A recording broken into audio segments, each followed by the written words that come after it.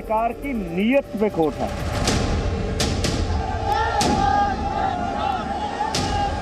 आंदोलन रोड पे नहीं होता।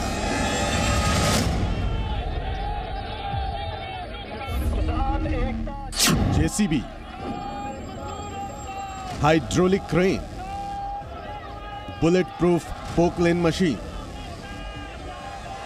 ये तस्वीरें बताने के लिए काफी हैं कि आज दिल्ली कूच के लिए प्रदर्शनकारियों के इरादे क्या हैं। तस्वीरें बता रही हैं कि इस बार की कोशिश पिछली कोशिश से कितनी अलग और आक्रामक है।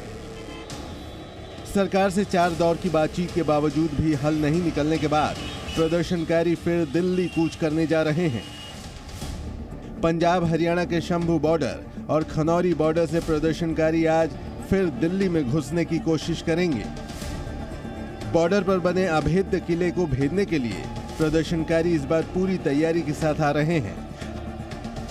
हरियाणा पुलिस की बैरिकेडिंग तोड़ने के लिए जेसीबी और हाइड्रोलिक क्रेन जैसी हैवी मशीनरी लेकर पहुंच गए हैं। इसके अलावा बुलेट प्रूफ पोकलेन मशीन भी लाई गई है। इनको इस तरह से डिजाइन किया गया है कि इस पर आंसू गैस के गोलों का भी असर न हो। इन तस्वीरों को देखकर आप अंदाजा लगा सकते हैं कि आज शंभू बॉर्डर पर क्या हालात पैदा हो सकते हैं। गृह मंत्रालय ने भी शंभू बॉर्डर पर हजारों प्रदर्शनकारियों के जुटने पर चिंता जाहिर की है। पंजाब हरियाणा बॉर्डर पर करीब 14,000 प्रदर्शनकारी जुटे हुए हैं। सूत्रों के मुताबिक करीब 1200 ट्रैक्टर ट्रॉली, 300 कारें और 10 मिनी बसों के साथ साथ छोटे वाहन बॉर्डर पर खड़े हैं, जिस पर गृह मंत्रालय ने पंजाब सरकार से एक्शन लेने को कहा है। उधर किसान नेता किसी भी हाल में समझौता करते नहीं दिख रहे।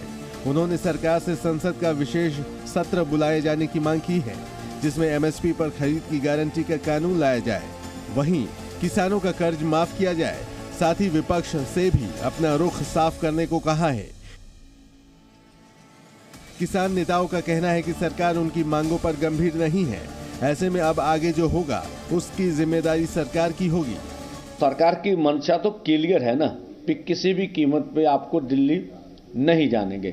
15 से 20 हजार अर्धसैनिक फोर्स हरियाणा पूरे में डिप्लॉयड किए गए हैं और पूरे गांव में जैसे घेरा डाला होता पूरे, मैं बोला जैसे कश्मीर में जिस तरह से आप हालात देखते रहे पिछले लंबे समय में, वही हालात पूरे हरियाणा के बने हुए।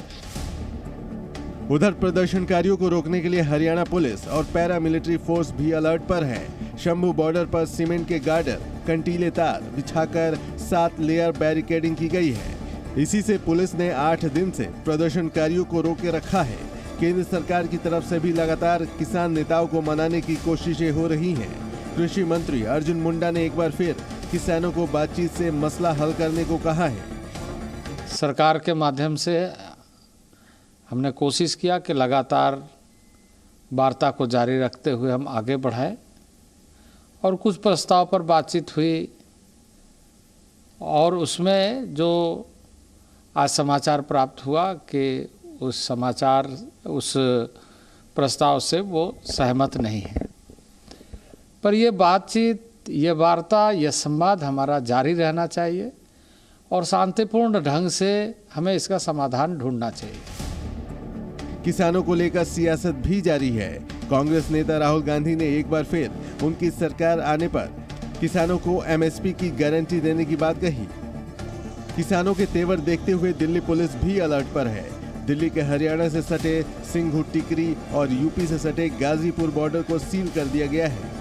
से तस्वीरों में आपको सबसे पहले तो हम लोग दिखाते हैं कि किस तरह से जो पैरामिलिट्री फोर्सेस है, पैरामिलिट्री फोर्सेस की डिप्लॉयमेंट लगातार यहाँ पर सिंघू बॉर्डर के ऊपर बढ़ाई जा रही है। तस्वीरों में अगर आप देखेंगे तो पैरामिलिट्री फोर्सेस हो, कमांडेंट हो या वरिष्ठ अधिकारी हो, सभी लगातार सिंघू बॉर्डर पर पहुंचकर मौके का जायजा भी ले रहे हैं और लगातार मौके पर मौजूद जवानों को ब्रीफिंग भी उनके साथ लगातार कर रहे हैं। वहीं प्रदर्शन को देखते हुए हरियाणा के 7 जिलों में इंटरनेट पर पाबंदी को आज के लिए बढ़ा दिया गया है, जबकि पंजाब के भी 7 जिलों के कुछ हिस्सों में केंद्र सरकार ने 24 फरवरी तक इंटरनेट बंद कर दिया है। अब तक हुई कोशिश में सरकार किसान नेताओं को मनाने में नाकामयाब रही है। किसान नेता अपनी मांगों पर थोड़ा भी झुकने को तैयार नहीं है। जबकि सरकार को उम्मीद है कि बातचीत से ये मसला हल हो सकता है।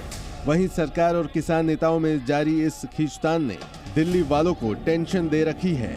आज एक बार फिर बॉर्डर पर टकराव की आशंका के बीच ट्रैफिक जाम दिल्ली वालों के लिए बड़ी परेशानी का सबब बन सकता है।